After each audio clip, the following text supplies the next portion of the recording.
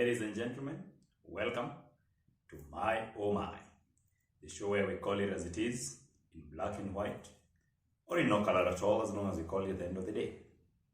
I'm your host as always, Mesha from Hakam, Kenya, and this is the A to Z of life.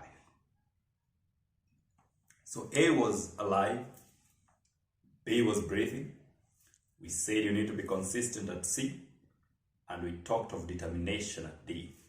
Now we are at E. You can guess what we want to talk about. Excellence. Being a teacher, the lover of students, I'm dedicating this to students, and I'm talking academic excellence.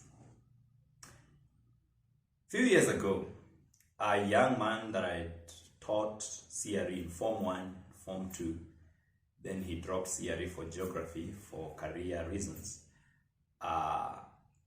called me during the December holiday, the Form 3 transiting to Form 4, and said that Mwalimu, I will not be going to campus like I had promised you.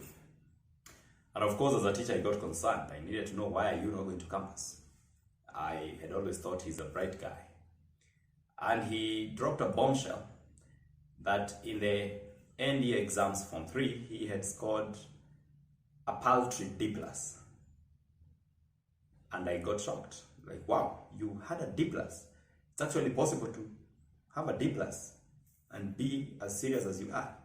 They said, yeah, I got a D+ and I'm worried. I'm not going to campus.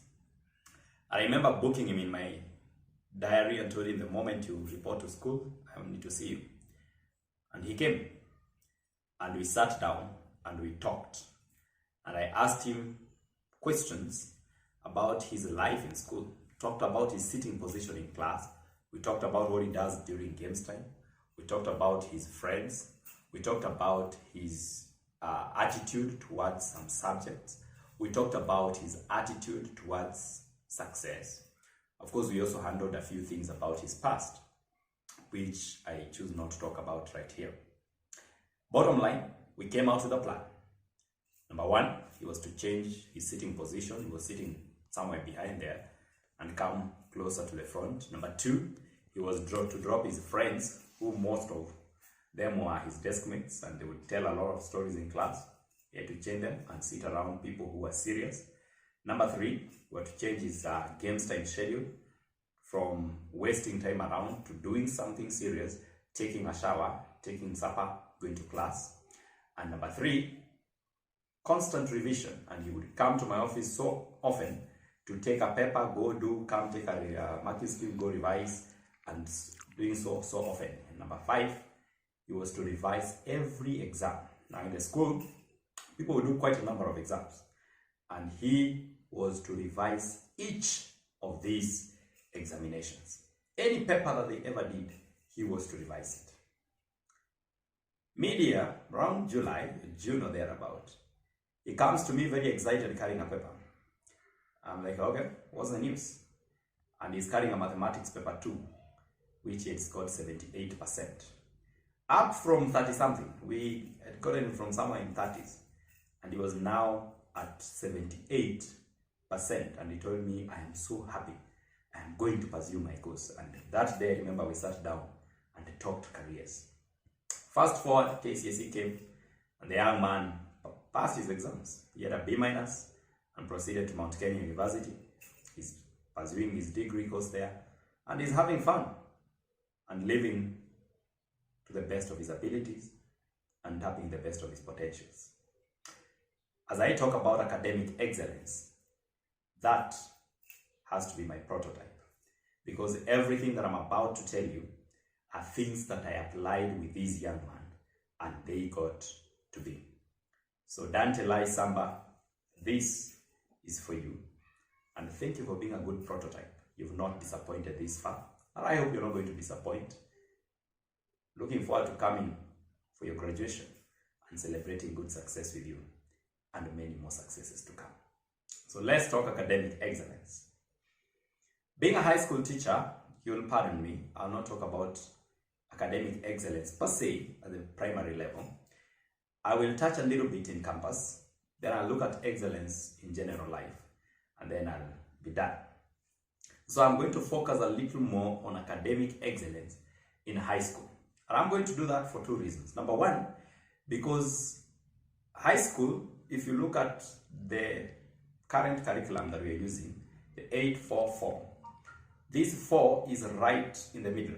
And that's where high school is, from 8 to 4 to 4. And this 4 has a major difference. Whereas 8 has very close supervision and a lot of parental love and care, the first 4 is supposed to prepare a human being for the next 4 that has very minimal supervision and very minimal parental care and guidance. And so this 4 happens to be very delicate. It's a 4-year period that makes or breaks the future of people. And many people have lost their track in this 4. You get someone with a 400 getting to high school and they don't transit to the other 4. You get a 380, you get a 350, you get even a 300 that gets into high school. That's the entry behavior. 300 is an entry behavior of about B minus or thereabout, and doesn't transit to the next level. When they do their KCSE, they are living with something as low as a D+, and that becomes quite an issue. And so I'm going to look at academic excellence in these 4, in the high school level, the secondary level, before we look at the tertiary level. Because at the primary level, we have very caring people there that are taking care of that. So academic excellence in this level. The Bible says in 2 Timothy chapter number 2, verse 15, study to show yourself approved. Study to show yourself approved. And I think I want to talk about academic excellence from that very angle. That we need to study to show ourselves approved. I'm talking to you as a student, and I'm saying you need to study to show yourself approved. And of course, you may want to wonder, you are showing yourself approved to who? May I bring it to you, may I present it to you, that you yourself, you are accountable to yourself.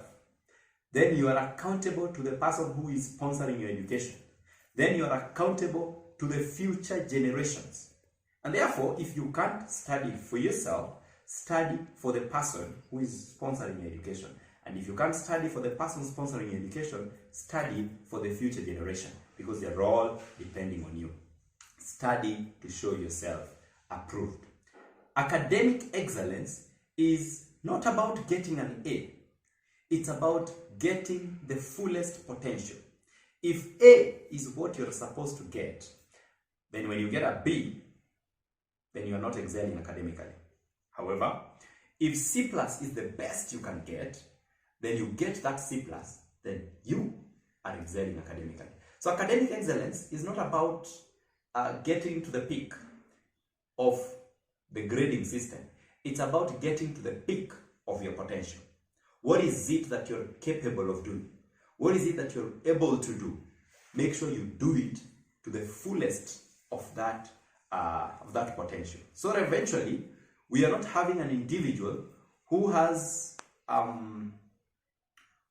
very powerful music system, a powerful public address system, and they are using it to listen to radio. Yet it could be used to reach out to many people in a crusade or a conference or something. So you make sure that what you have, the abilities you have, the skills you have, the talents you have, are you maximizing them to their fullest potential?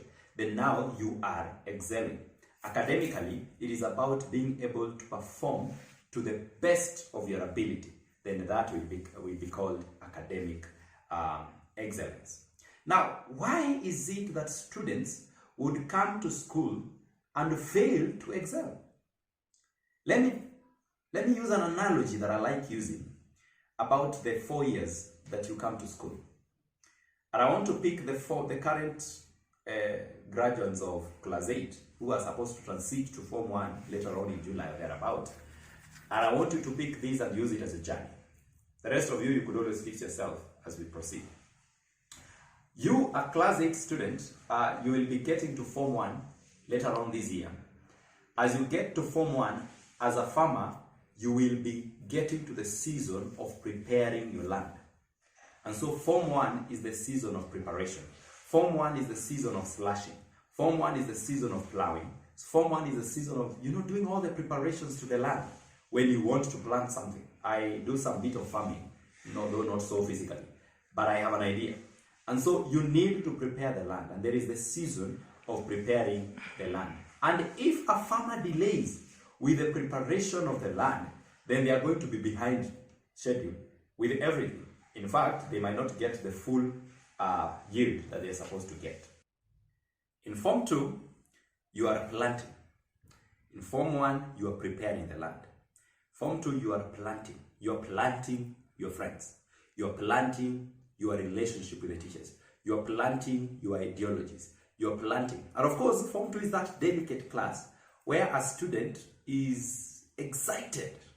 And so they want to confirm to the Form 1 that they are no longer Form 1s. And they want to confirm to the Form 3s that they are no longer Form 1s. And they want to prove to the Form 1s that they are actually not Form 1s. And so this student is in a very delicate position. And that's why any indiscipline cases will mostly be found with a Form 2. Form 2, you are planting. And you need to ask yourself, what is it that you plant? And that's why in many, many schools, even subject selection is done in Form 2, at the end of Form 2. Because it's at that time that you've already planted. We imagine that you've looked around, you've decided I'm planting beans and not maize. I'm planting managu and not whichever kind of vegetable. I'm planting cabbages and I'm not planting kales. You've decided what is it that I'm planting. You've decided what subjects you're going to take. You've decided which career paths you want to pursue. You have planted. Form 3, you are now weeding. You remember you planted, dropped a few subjects, dropped a few friends, picked a few worldviews, decided to build a few thoughts here and there. In Form 3 now we are going to be weeding as we do some pruning, as we are now excited because we are heading towards harvesting. So Form 3, we will be harvesting. Picture a student who didn't plant nothing in Form 2. What are they going to be weeding in Form 3? Picture a student who didn't plant nothing in Form 2. What are they going to be pruning in Form 3? Picture a student who didn't plant any worldview. What are they going to nurture in Form 3? Picture a student who didn't plant any social interaction, any social life. What are they going to be pruning and building and nurturing and watering in Form 3? Because that's what we do in Form 3. Then do you know what we do in Form 4? We are going to harvest. What you planted in Form 2 is going to be harvested in Form 4. And so Form 4 is a season of harvesting. And in most schools again, you will find that there are quite a number of exams that a student is subjected to.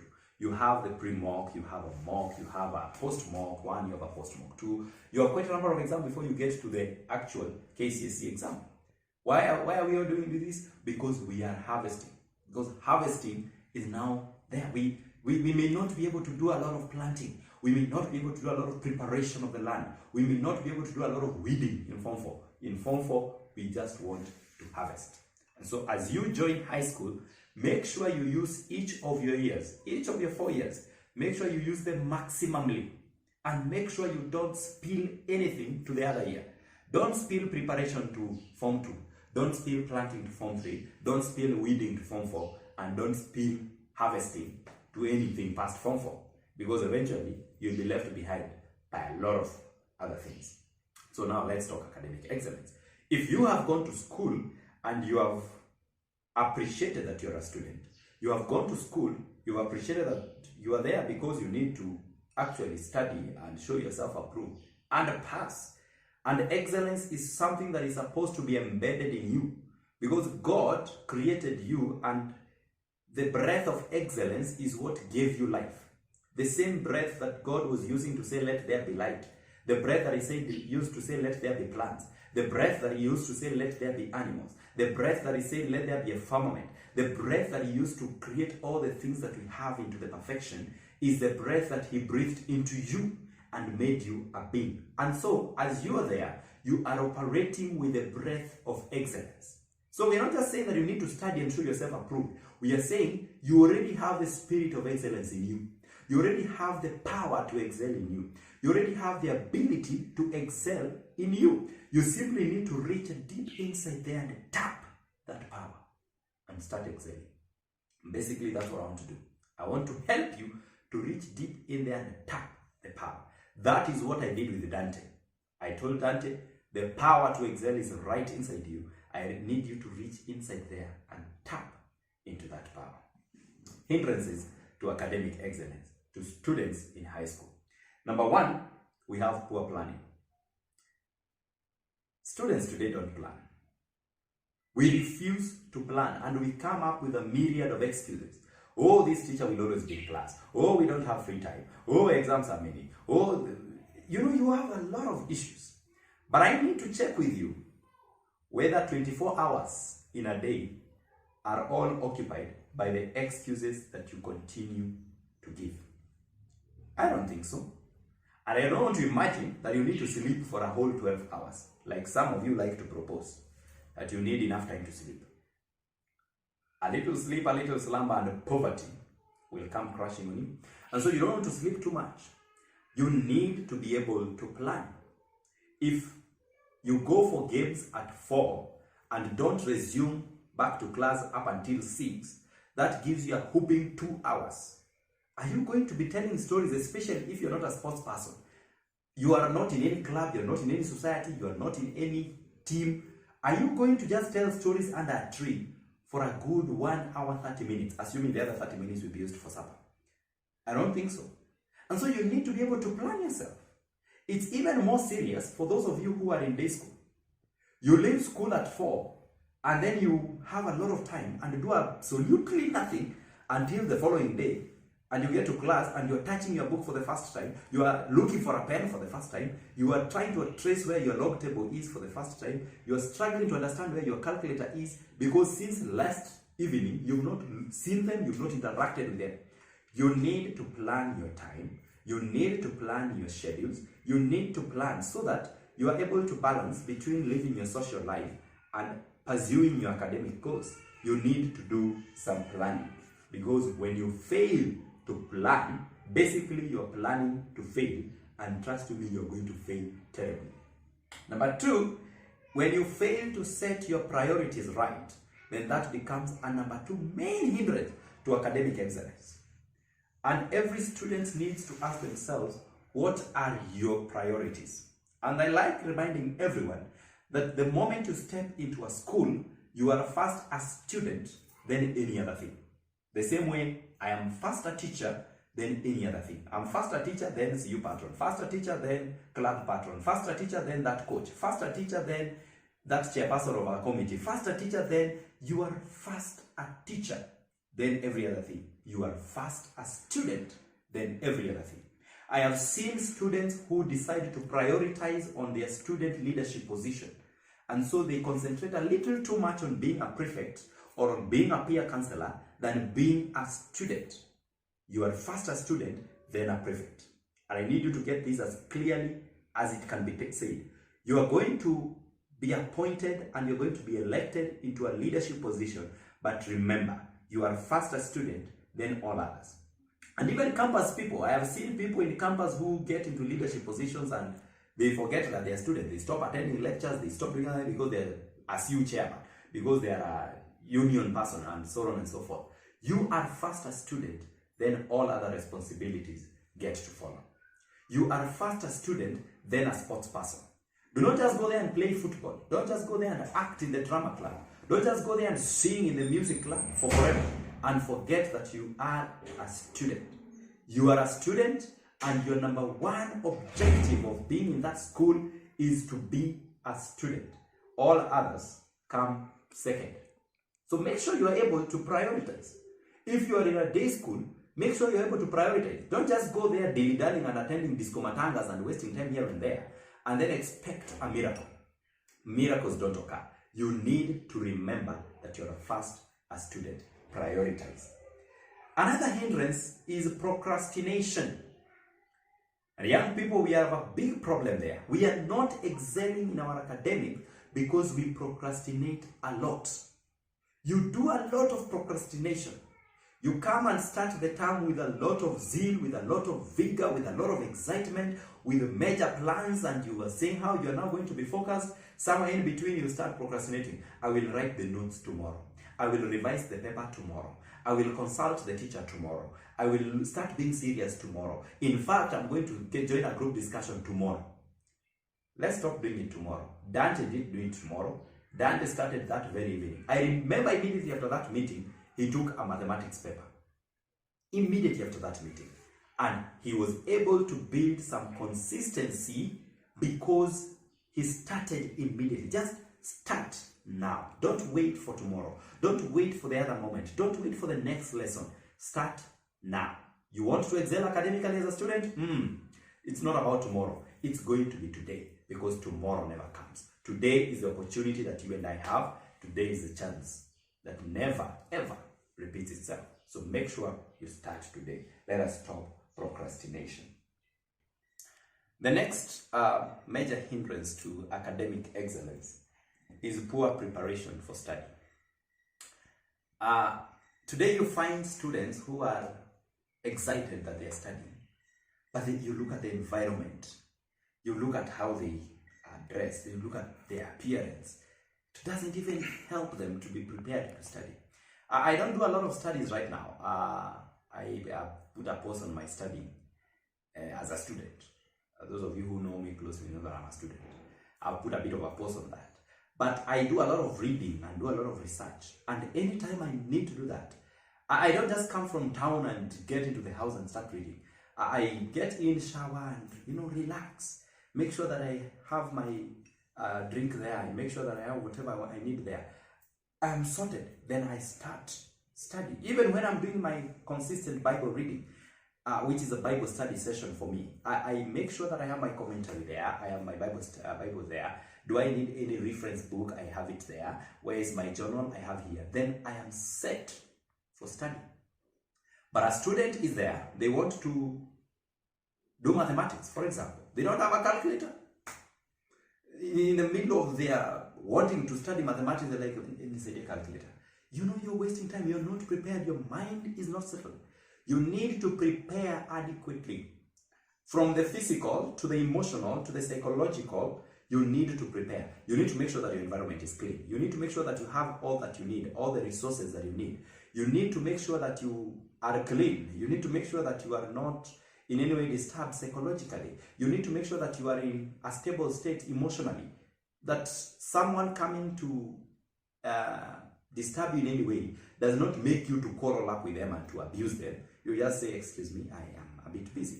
That's someone who is settled emotionally to study. But if you get a student who is studying and you just start them and they are hurling abuses and so on and so forth, this is someone who is not stable for study. They are not prepared. So poor preparation becomes a hindrance to academic excellence.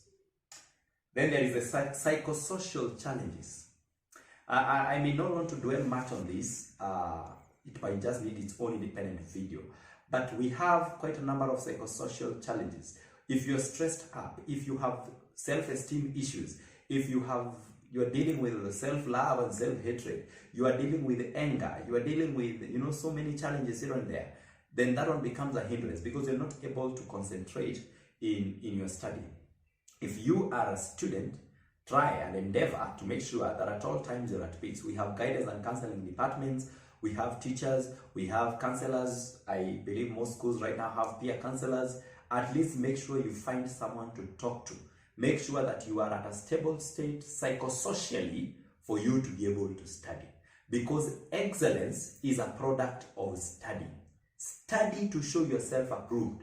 For you to be approved, it's because you have excelled.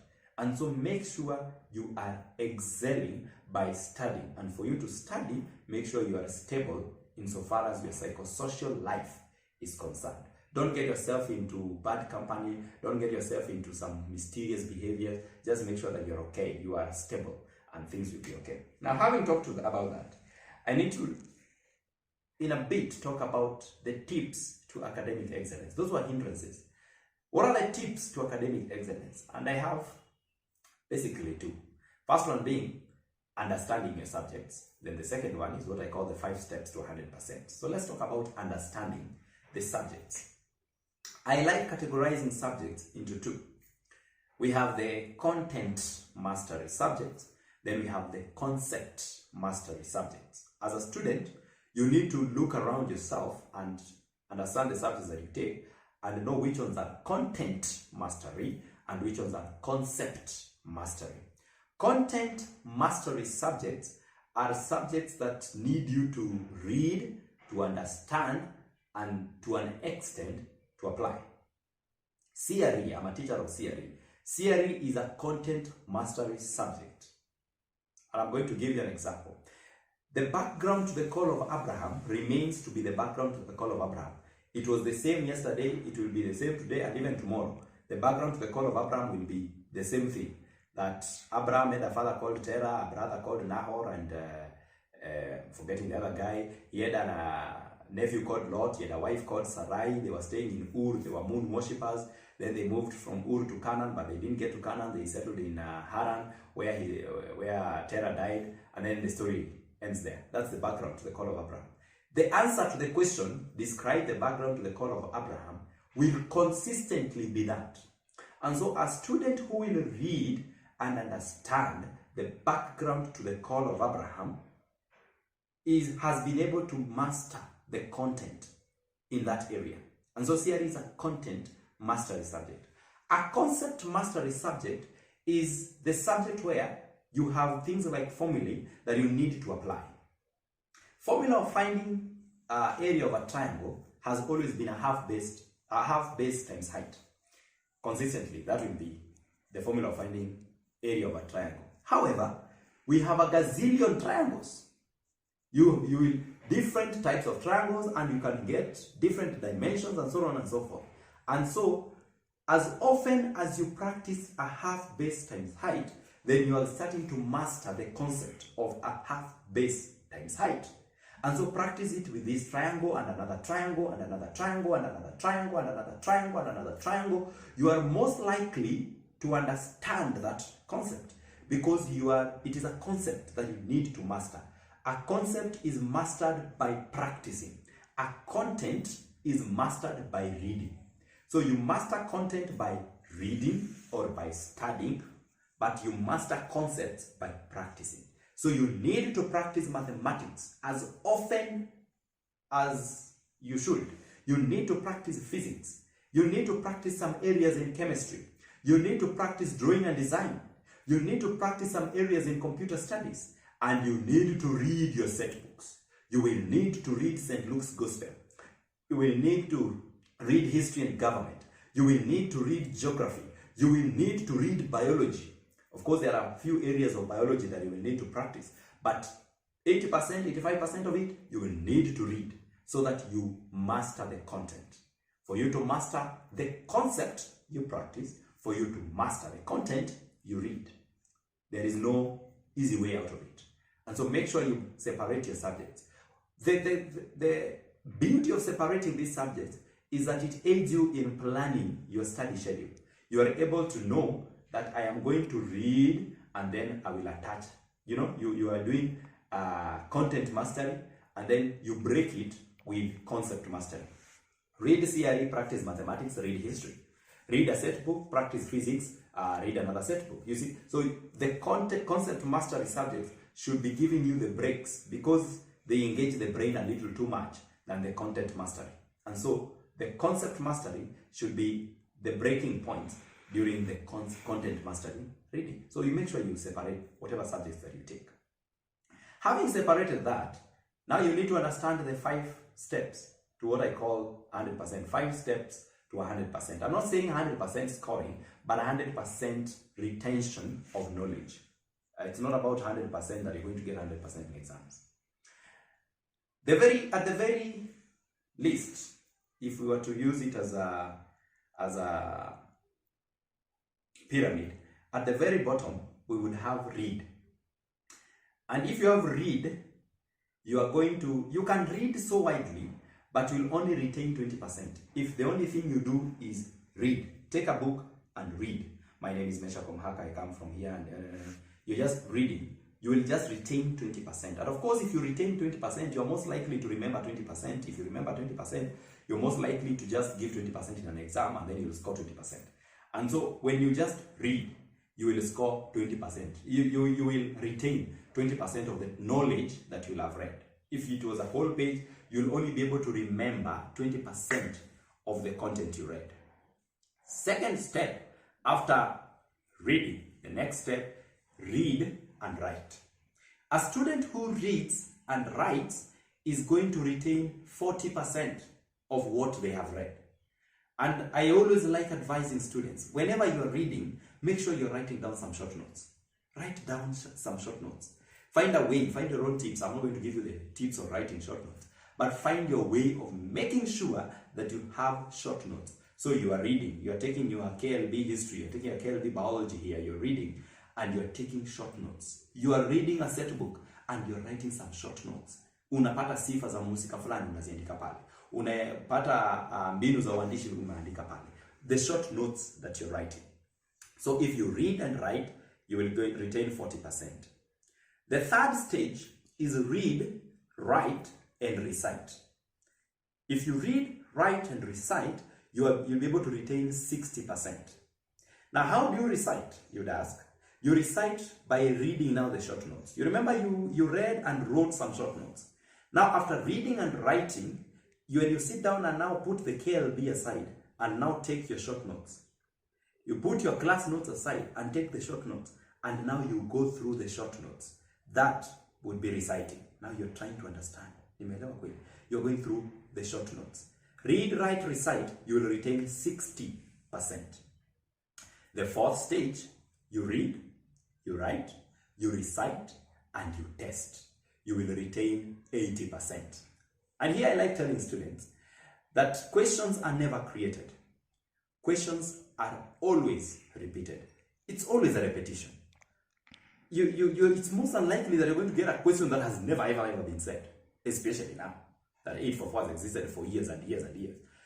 Questions are only repeated. So a student who will revise as many past questions as possible is more likely to pass an exam.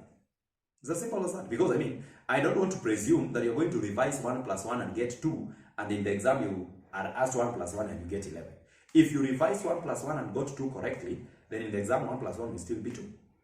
And so, how do you test yourself? By doing revision questions on the subject matter. If you are reading about genetics in biology, for example, you took your KLB biology, you read about genetics, you wrote short notes on genetics, you recited by reading the short notes on genetics.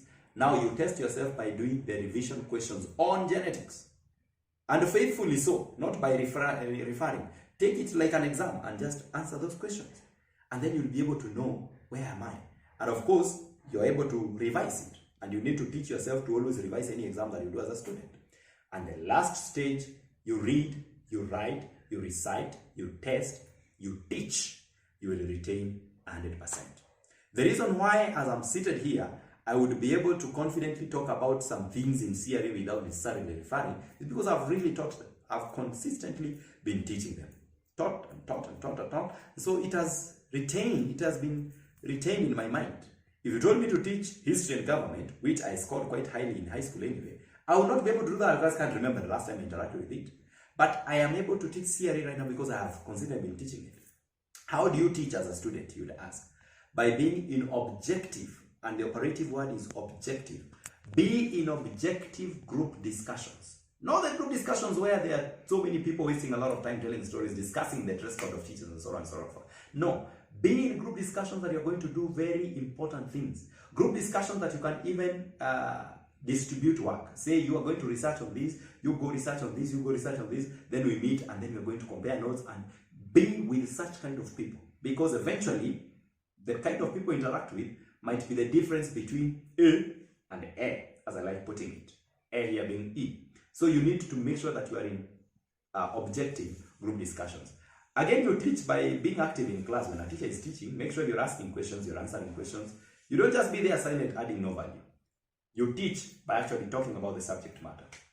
Read, write, recite, test, and teach. You will retain 100%. If you do that, you're most likely to improve. You're most likely to excel. Study to show yourself approved. And I've told you how you need to study as a high school student. In the next segment of E is going to be a 2-video segment. So in the next segment of E, we'll talk about excellence in university or college and in life generally. We're looking at excellence post high school. What do we talk about excellence in the next level? So make sure you look up for it, because it's going to be fiery than this one has been. Remember, you need to study to show yourself approved, and the spirit of excellence is right there with you. I've been your host, Meshako Mhaka Mkenya, and this was my Omar.